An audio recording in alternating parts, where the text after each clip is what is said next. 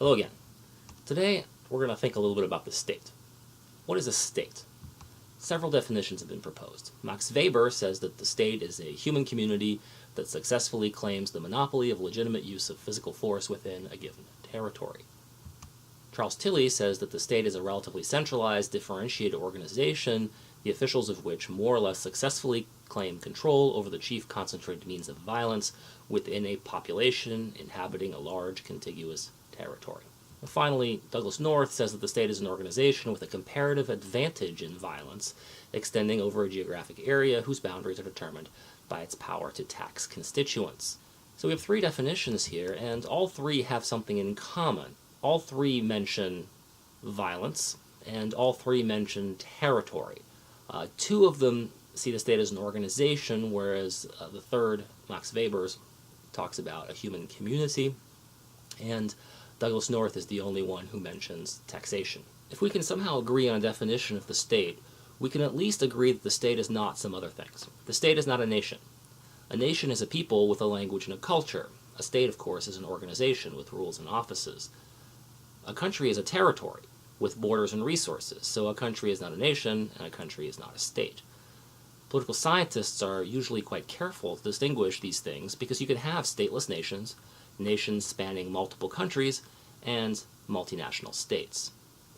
Examples of these might be the Kurds. The Kurds are clearly a people and probably a nation, but they don't have a state.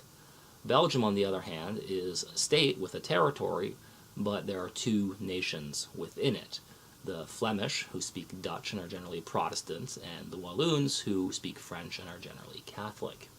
Another set of distinctions is important when we're talking about the organization of the state. A state is a kind of box. It's a combination of many things, but inside the box you can have lots of different things going on. What do I mean by that? Well, a state is a combination of territory. It's a set of organizations to make and carry out policy, like a bureaucracy or a judiciary. It's the most abstract, general way of thinking about modern political organization. A regime, on the other hand, is the fundamental rules within a state that distribute offices or political power. So you could think about it as the relationship between the different things inside the box. For me, the best way to think about a regime is to think of it as a constitution and add to it the set of norms that people follow in practice in deciding who fills offices and what the powers of those offices are. And the final and most temporary manifestation of the state is the government. Americans sometimes call this the administration, and the government is just the people who happen to be holding offices within a regime, within a state. So they're selected by the regime being the set of rules that select offices, and they operate within the state. They are the ones who happen to hold the offices of the state and therefore control to some degree the direction that the organization is going to move in. So the Trump administration right now is the government of the United States, but the Trump administration is not the state. The state will survive long after the Trump administration. So we have to distinguish between the government and the rules that give government power.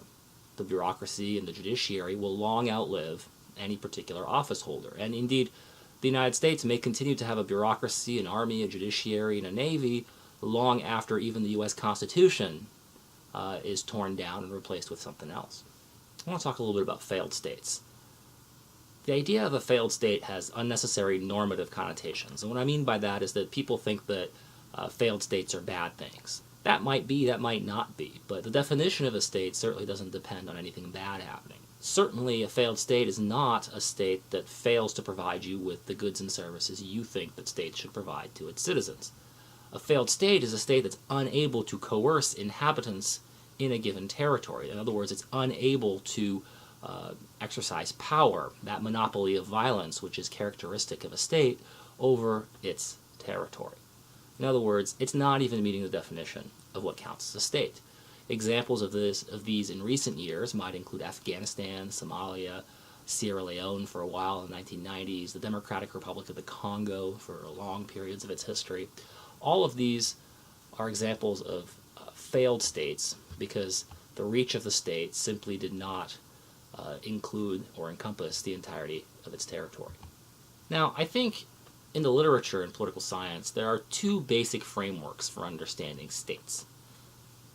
One of them is more optimistic, and the other one is a little more pessimistic. The contractarian view is the optimistic view, and the predatory view of the state is the pessimistic one.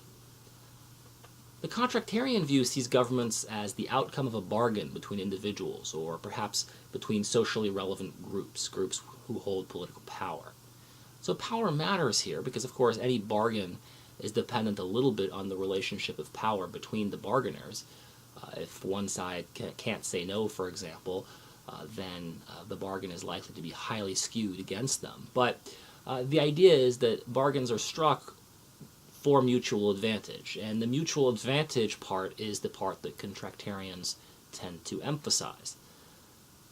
So, for example, states provide social insurance to their citizens because citizens find it advantageous to be protected from the swings of a market economy.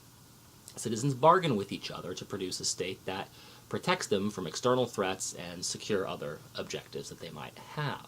The predatory view, on the other hand, sees the state as a highly developed form of organized crime.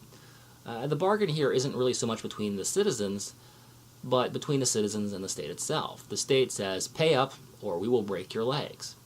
The reason states provides any sort of welfare or social services is because these services are helpful in controlling the population, securing a tendency to comply with government commands, which is sometimes also called legitimacy, and essential to producing a willingness to fight and die for the state.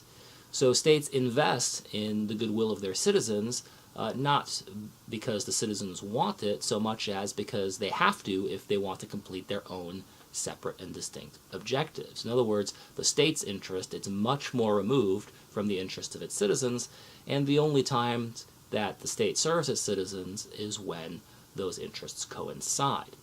So the predatory view sees democracy as one of two things. Either it's a pleasant fiction, or it's something of a fluke, where institutions just so happen to develop in a way that it became to everybody's advantage to serve the general interest. In other words, the state, or more specifically, the government, finds it to its advantage to serve the interests of the general population, and so the interests of the individuals in question and the interests of the population at large tend to coincide more often than not. The contractarian view sees democracy in a much more positive light, or as much more, shall we say, much more likely, as a much more likely development. Whereas the predatory view sees democracy as kind of, like I said, a fluke or perhaps just an illusion. The contractarian view sees it as the inevitable evolution of a cooperative scheme between citizens. Democracy is, in other words, what we're all heading towards. And that's because democracies are probably the best way to translate the will of the public into policy. In other words, democracy is the best way of fulfilling that bargain that at the end of the day the state is all about. Now, I'm not asking you to take a stance on which view is more correct, but it's worth noting that they imply starkly different predictions for what politics is and how politics are likely to evolve into the future. Students would do well, I think, to remember that the state is an artificial social construct. It has no basis in nature. Humans have lived most of their history without states, which doesn't mean that they have lived without political organizations, just that one particular organization is the state. And there's no guarantee that states will be around forever. They served a purpose, they evolved in a particular context, but it may well be that the time of states is now up. So while states may appear to be fixed points in our thinking about politics, the contours, functions, and powers of states are constantly changing and evolving. What we look to as the state today is rather different than what it was 50 years ago, 100 years ago, or 150 years ago. Now, it's probably not true that states have ever had anything like complete control over violence or complete control over anything else within their territories. Even the most totalitarian states have some pockets of anarchy, some spots that they just don't regulate or control. It's just too expensive to have that amount of surveillance over your population. The forces of globalization, international finance, cryptocurrencies, climate change, and technological progress more generally are continuing to challenge the claimed monopoly of the state. They continuing to challenge the ability of the state to actually exercise effective sovereignty over what's going on inside its territory. So outlooks on the state are generally divided once again into two camps. For some people, we need the state now more than ever to give us some sense of collective control in a world that's spiraling ever more out of control. The state, if you look historically, is the only mechanism that has ever managed to help generate widespread prosperity for citizens. If you look at the world 300 years ago, before the nation-state ever really took off, you see a world where nearly everyone is poor by today's standards, and even the richest cannot afford any of the technological advances that we see today, because of course they hadn't been invented yet.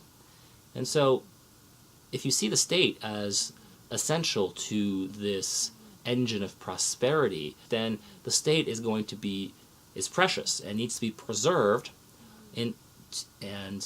needs to be preserved into the 21st century. For others, though, state control may have always been a kind of illusion, and we may do better to turn to international or local organizations, each with their distinctive powers and domains of competence, and those are the organizations that are going to help us solve the challenges of the 21st century. In other words, for a time, we've aggregated lots of functions within the state. But that aggregation of executive, judiciary, legislative powers, not to mention regulatory powers, monetary powers, economic powers, environmental powers, and so on and so forth, that aggregation is kind of a historical anomaly. It was helpful, perhaps, for a time, but it's now time for the state to evolve, or perhaps even devolve. And that might mean devolving powers to the local level or surrendering some powers to international organizations who might be better equipped to deal with these new and changing problems. Thank you for listening, and if you would like to contact me, you know how to find me.